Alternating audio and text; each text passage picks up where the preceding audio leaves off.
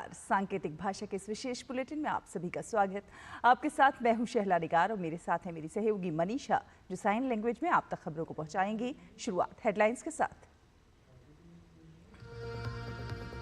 राज्यसभा में banking law समेत आपदा प्रबंधन अधिनियम में संशोधन करने वाले विधेयक हो सकते हैं पारित। लोकसभा में आज भी बजट पर चर्चा की उम्मीद।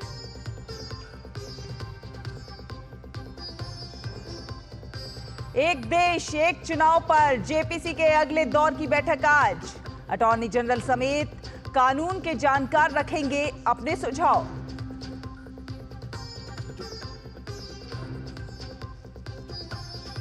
सत्ताईस साल बाद दिल्ली में आज बजट पेश करेगी बीजेपी की सरकार। यमुना सफाई, प्रदूषण, शिक्षा, स्वास्थ्य जैसी योजनाओं का हो सकता है ऐलान।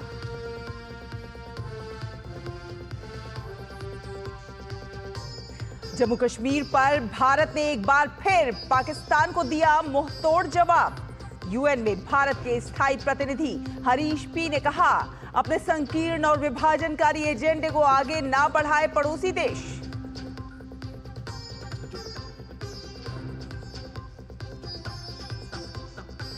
अमेरिका ने वेनेजुएला से तेल खरीदने वाले देशों पर लगाया 25% शुल्क।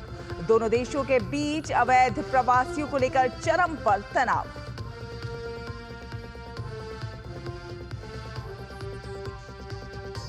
और दिल्ली में खेलो इंडिया पैरा गेम्स में खिलाड़ियों का जोरदार प्रदर्शन। पावर लिफ्टिंग में बने 2 और नए रिकॉर्ड।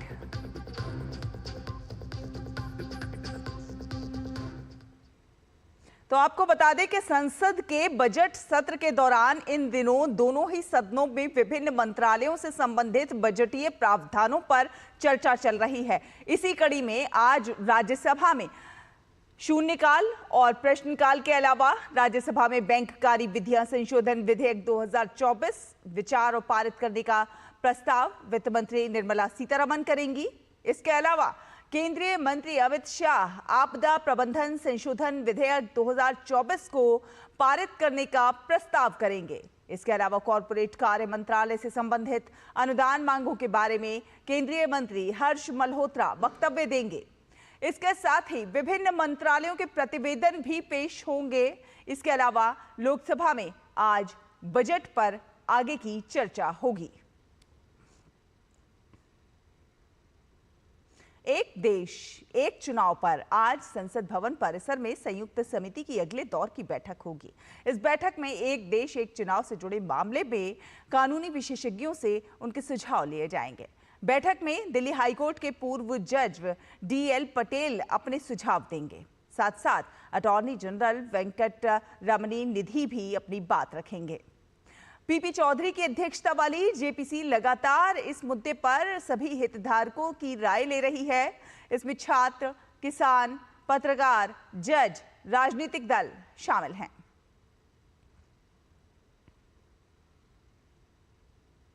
और बात करें दिल्ली विधानसभा की, तो दिल्ली विधानसभा में आज 2025-26 के लिए बजट पेश किया जाएगा। दिल्ली की मुख्यमंत्री और वित्त मंत्री रेखा गुप्ता अपना पहला बजट पेश करेंगी।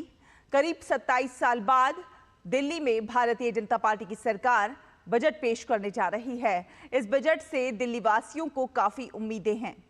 वहीं बजट में यमुना नदी की सफाई, प्रदूषण स्तर को कम करने, शिक्षा और स्वास्थ्य संबंधी योजनाओं की घोषणा की जा सकती है। बजट पेश करने से पहले सीएम रेखा गुप्ता का हनुमान मंदिर जाने का कार्यक्रम है। अपने एक बयान में मुख्यमंत्री रेखा गुप्ता ने कहा कि प्रधानमंत्री नरेंद्र मोदी के नेतृत्व में दिल्ली सरकार को ये मौका मिला है। साथ साथ मुख्यमंत्री ने इसे डबल इंजन की सरकार का बजट करार देते हुए केंद्र के साथ मिलकर काम करने की बात कही है। और उत्तर प्रदेश में बतौर मुख्यमंत्री योगी आदित्यनाथ के 8 वर्ष पूरे हो रहे हैं। इस मौके पर यूपी सरकार के मंत्री और भाजपा के पदाधिकारी आज से 27 मार्च तक हर जिले में जाकर जनता के साथ उत्सव मनाएंगे। खुद मुख्यमंत्री योगी आदित्यनाथ आज गोरखपुर से जनपदीय विकास उत्सव का शुभारंभ करेंगे। मुख्यमंत्री तारामंडल क्षेत्र के महंत दिग्विजयनाथ पार्क में आयोजित 20 से अधिक विभागों के विकास और जन कल्याण आधारित प्रदर्शनी का उद्घाटन करेंगे। सीएम योगी कार्यक्रम में सरकार की 8 साल की उपलब्धियों के बारे में जनता को बताएंगे।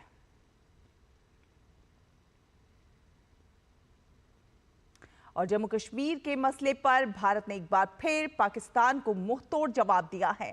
संयुक्त राष्ट्र में भारत के स्थायी प्रतिनिधि हरीश पी ने कहा कि पाकिस्तान के प्रतिनिधि ने एक बार फिर से भारतीय केंद्र शासित प्रदेश जम्मू कश्मीर पर अनुचित टिप्पणी की है।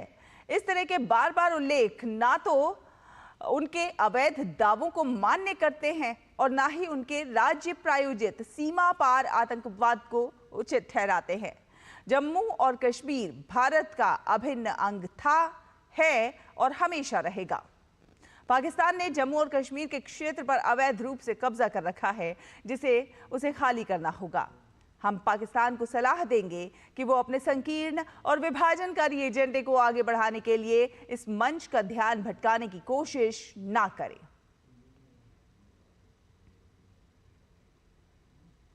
और आपको बता दें कि मेक इन इंडिया पहल की शुरुआत के बाद से रक्षा उत्पादन 2023-24 में रिकॉर्ड 1.27 लाख करोड़ रुपए तक पहुंच गया। इस वित्तीय वर्ष में रक्षा उत्पादन में अब तक की सबसे अधिक वृद्धि दर्ज की गई है। 2014-15 में रक्षा उत्पादन 46,429 करोड़ की तुलना में 2023-24 में 174% बढ़ गया है। प्रमुख स्वदेशी रक्षा प्रणालियों में धनुष आर्टिलरी गन सिस्टम, मुख्य युद्धक टैंक अर्जुन, हल्का लड़ाकू विमान तेजस, आकाश मिसाइल, विमान वाहक पोत, पनडुब्बियां आदि शामिल हैं। 2023-24 में देश से रक्षा उत्पादों का निर्यात 21,083 करोड़ रुपए तक पहुंच गया। निर्यात में 2013-14 की तुलना में 30 गुना की वृद्धि हुई है। अंतर्राष्ट्रीय खबरों में अमेरिकी राष्ट्रपति डोनाल्ड ट्रंप ने सोमवार को कहा कि वे वेनेजुएला से तेल या फिर गैस खरीदने वाले किसी भी देश पर 25% का टैरिफ लगाएंगे। उनका ये बयान तब आया है जब अमेरिका और वेनेजुएला के बीच अवैध प्रवासियों को लेकर तनाव चरम पर है। दक्षिण अमेरिकी देश वेनेजुएला को रूस समर्थक माना जाता है।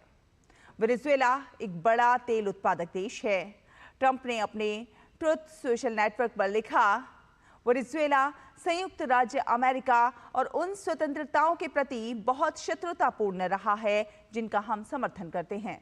इसलिए कोई भी देश जो वेनेजुएला से तेल या गैस खरीदता है उसे हमारे देश के साथ किए जाने वाले किसी भी व्यापार पर संयुक्त राज्य अमेरिका को 25% टैरिफ का भुगतान करने के लिए मजबूर होना पड़ेगा। आपको बता दें कि दिसंबर 2023 और जनवरी 2024 में भारत वेनेजुएला के कच्चे तेल का शीर्ष खरीदार बन गया था। 2024 में भारत ने वेनेजुएला से 22 मिलियन बैरल तेल का आयात किया, जो भारत की कुल कच्चे तेल की खरीद का 1.5% था। और अर्जेंटीना में अंतिम सैन्य तख्तापलट के 49 साल पूरे होने पर देश के लोग एकत्रित हुए। सैन्य तख्तापलट के विरोध में ब्यूनस आयर्स में प्रतिष्ठित कासा रोसाडा प्रेसिडेंशियल पैलेस के सामने लोग जमा हुए। विरोध का नेतृत्व प्लाजा डे मेयो की ऐतिहासिक माताओं और दादियों ने किया, जो लापता पीड़ितों की माताएं थीं। विरोध के दौरान अर्जेंटीना के विभिन्न समूह, यूनियन, मानवाधिकार संगठन और अर्जेंटीना के परिवार भी शामिल हुए। वर्ष 1976 से 1983 तक का अर्जेंटीना में चली तानाशाही को इस अवधि के दौरान लापता लोगों, दमन और यातना के कारण लोगों द्वारा सहे गए दर्द के लिए याद किया जाता है। और बात करते हैं खेलों की। अहमदाबाद में चल रहे राष्ट्रीय बधिर, सीनियर, जूनियर और सब जूनियर खेल का कल समापन हुआ, जिसमें राजस्थान राज्य को सबसे ज्यादा पदक हासिल हुए हैं और टेबल टेनिस में पश्चिम बंगाल राज्य श्रेष्ठ पर रहा। All India Sports Council of the Deaf द्वारा आयोजित प्रतियोगिता में कई सारे खिलाड़ियों ने भाग लिया और पदक हासिल किए।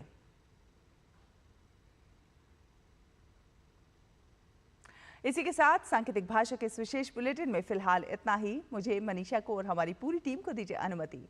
नमस्कार।